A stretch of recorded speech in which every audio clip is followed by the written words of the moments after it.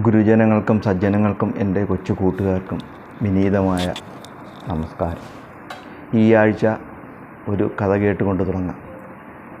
ഒരു ഗ്രാമത്തിൽ നാഗലിംഗം എന്ന ഒരു ബ്രാഹ്മണനുണ്ടായിരുന്നു. ജനനം ബ്രാഹ്മണനായിട്ടായിരുന്നെങ്കിലും ജീവിതം മുഴുക്കെ അധമ പ്രവൃത്തികളായിരുന്നു അയാൾ ചെയ്തിരുന്നത്.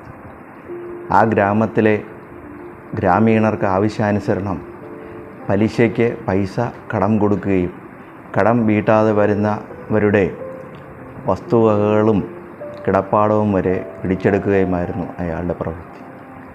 ഈ പ്രവൃത്തിയിലൂടെ അയാൾ പെട്ടെന്ന് ആ ഗ്രാമത്തിലെ ധനാഢ്യനായി മാറി. ഏത് പ്രമുഖ വ്യക്തികൾ ആ ഗ്രാമത്തിൽ വന്നിരുന്നാലും അവർക്ക് ആതിഥേയത്വം നൽകിയിരുന്നത് നാഗലിംഗമായിരുന്നു. അങ്ങനെയിരിക്കെ വർഷങ്ങൾക്ക് ശേഷം ആ ഗ്രാമത്തിലെ ക്ഷേത്രത്തിൽ ഒരു സപ്താഹയജ്ഞം നടന്നു. യജ്ഞാചാര്യനായി അവിടെ എത്തിയത് പേരുകേട്ട ഒരു വലിയ സന്യാസി വര്യനായിരുന്നു. അദ്ദേഹത്തിനെയും താമസവും മറ്റു സൗകര്യങ്ങളും നാഗലിംഗത്തിൻ്റെ വീട്ടിലാണ് ഒരുക്കിയത്. എന്നും പ്രാതൽ കഴിക്കുവാൻ നാഗലിംഗത്തിന് സന്യാസി വര്യനോടൊത്തിരുന്ന് പ്രാതൽ കഴിക്കുന്നതിന് നാഗലിംഗത്തിന് ഭാഗ്യവുമുണ്ടായി. എപ്പോഴൊക്കെ സന്യാസി വര്യനുമായി സംഭാഷണം നടത്തുവാൻ നാഗലിംഗത്തിന് അവസരം ലഭിച്ചോ ആ സമയത്തെല്ലാം അയാൾ തൻ്റെ ഭൗതികമായ നേട്ടങ്ങളും അതിൻ്റെ പിന്നിലെ അയാളുടെ അധ്വാനത്തെക്കുറിച്ചും മറ്റുമാണ് സംസാരിച്ചിരുന്നത്.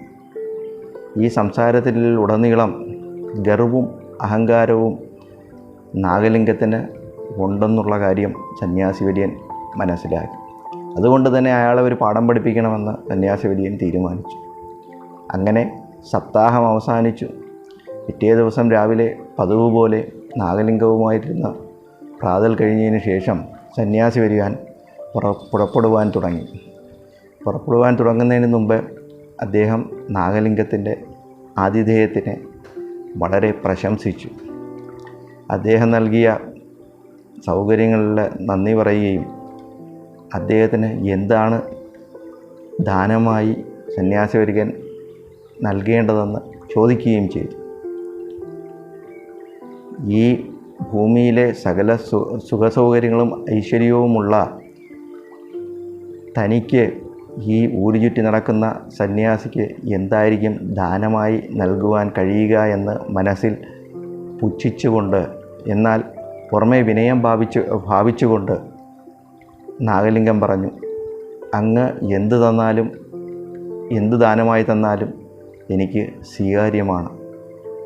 ഉടനെ തന്നെ സന്യാസി വര്യൻ കണ്ണടച്ച് ധ്യാനിച്ചുകൊണ്ട് എന്തോ മന്ത്രങ്ങൾ ചൊല്ലി. ഉടൻ ഒരു കൃഷകാർത്തനായ ആൾ അവിടെ പ്രത്യക്ഷപ്പെട്ടു. സന്യാസി വര്യൻ പറഞ്ഞു, ഇത് ഒരു ഭൂതമാണ്, ഇത് നിൻ്റെ അടിമയാണ്. നിൻ്റെ ആജ്ഞകൾക്കനുസരിച്ച് നീ പറയുന്ന എല്ലാ ജോലികളും ഇവൻ ചെയ്യും.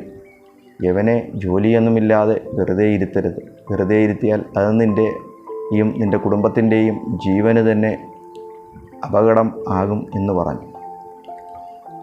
സന്യാസി വര്യൻ അവിടെ നിന്ന് യാത്രയായി. ഉടനെ സന്യാസി വര്യൻ്റെ വാക്കുകൾ പരീക്ഷിക്കുന്നതിനായി നാഗലിംഗം ഭൂതത്തോട് പറഞ്ഞു, എൻ്റെ ഏക്കർ കണക്കിന് നെൽവയലുകൾ നീ പോയി ഉഴുത് മറിച്ച് വിത്ത് പാകുന്നതിന് പാകമാക്കി വരിക. ദേ പോയി ദാ വന്നു എന്ന് പറയുന്നത് പോലെ നൊടിയിടയിൽ തന്നെ ഭൂതം അപ്രത്യക്ഷമാവുകയും കുറച്ച് നിമിഷങ്ങൾക്ക് ശേഷം മടങ്ങി വരികയും ചെയ്തു. ഭൂതം പറഞ്ഞു, അങ്ങയുടെ ആജ്ഞ അനുസരിച്ച് വയലേലകൾ മുഴുക്കെ ഉഴുത് വൃത്തിയാക്കിയിട്ടുണ്ട്. എനിക്ക് മറ്റൊരു ജോലി ആജ്ഞാപിച്ചാലും. അന്തം വിട്ടുപോയ നാഗലിംഗം തൻ്റെ മാളിക മുഴുവൻ ഒരു പൊടിയുമില്ലാത്ത വിധം തൂത്ത് തുടച്ച് വൃത്തിയാക്കുവാനായി ഭൂതത്തിന് ആജ്ഞ നൽകി. ദേ പോയി ദാ വന്നു എന്ന് പറയുന്നത് പോലെ ഭൂതം പ്രത്യക്ഷമായി നിമിഷങ്ങൾക്കകം തന്നെ തിരിച്ച് വന്ന് പുതിയ ആജ്ഞയ്ക്കായി നാഗലിംഗത്തിന് മുന്നിൽ നിന്നു. താൻ പുലിവാലാണ് പിടിച്ചിരിക്കുന്നതെന്ന് നാഗലിംഗത്തിന് മനസ്സിലായി. ഉടനെ തന്നെ നാഗലിംഗം ഭൂതത്തോടെ പറഞ്ഞു, നീ എന്നെ എത്രയും പെട്ടെന്ന് സന്യാസിയുടെ മുന്നിലെത്തിക്കണം. ഉടനെ ഭൂതത്തിൻ്റെ തോളിലേറ്റി നാഗലിംഗത്തിനെ ഭൂതം സന്യാസിയുടെ മുന്നിൽ എത്തിച്ചു. സന്യാസിയെ കണ്ട നാഗലിംഗം സാഷ്ടാംഗം നമസ്കരിച്ചു.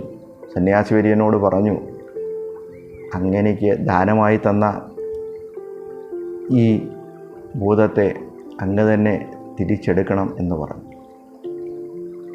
യോഗ്യന്മാർ മറ്റൊരാളുടെ യോഗ്യതയനുസരിച്ച് നൽകുന്ന ദാനം തിരിച്ചെടുക്കുവാൻ സാധ്യമല്ല എന്ന് ചെറിയൊരു മന്ദഹാസത്തോടുകൂടി സന്യാസിവര്യൻ പറഞ്ഞു.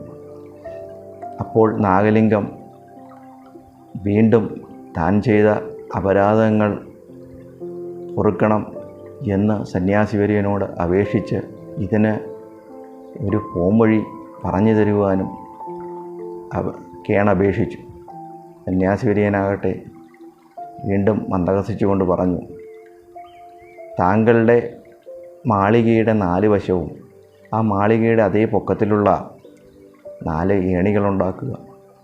ഭൂതത്തോട് പറയുക, എന്തെങ്കിലും ജോലി നൽകുന്നതുവരെ ഈ ഏണിയിൽ കയറിക്കൊണ്ടേയിരിക്കുവാനായി പറയണമെന്നും പറഞ്ഞു. തുടർന്ന് സന്യാസിവര്യൻ അദ്ദേഹത്തിൻ്റെ യാത്ര തുടർന്നു. നമ്മൾക്കിടയിലും ഇത്തരം ധാരാളം നാഗലിംഗങ്ങളെ കാണുവാൻ കഴിയും. അഹങ്കാരം കൊണ്ട് അന്ധത ബാധിച്ച അവർ വലിപ്പച്ചെറുപ്പമോ ആളും തരവുമോ നോക്കാതെ അഹങ്കാരവും ദാഷ്ട്യവും മേനി പറച്ചിലും പൊങ്ങച്ചവും പറഞ്ഞ് ഇത്തരത്തിൽ പുലിവാലുകൾ പിടിക്കാറുണ്ട് എന്ന സന്ദേശമാണ് ഈ കഥയിൽ നിന്നും നമുക്ക് കിട്ടുന്നത്. മറ്റൊരു കഥയുമായി വീണ്ടും നിങ്ങളെ കാണുന്നതുവരെ ഞാൻ രാകേഷ് ചീമരം വിടവാങ്ങുന്നു. സ്വസ്തി പ്രജ്ഞാഭ്യ പരിപാലയാന്താം ന്യായേണ മാർഗേണ മഹമേഷ കുബ്രഹ്മണേഭ്യോ സുഖമസ്തു നിത്യം. ലോകാ സമസ്ത സുഖിനോ ഭവന്തു.